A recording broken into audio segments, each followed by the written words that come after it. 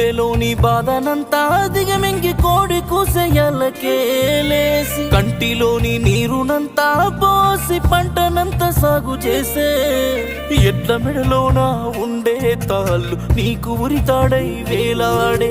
పంటకై తెచ్చిన పురుగుల మందు ప్రాణాన్ని తీసే పరమాన్నమాయ నల్లని మబ్బుల మేఘాలకై ఎదురు సూపులు తల్లిని నమ్మిన రైతన్నకే కంట కన్నీళ్ళు ఇంకెన్న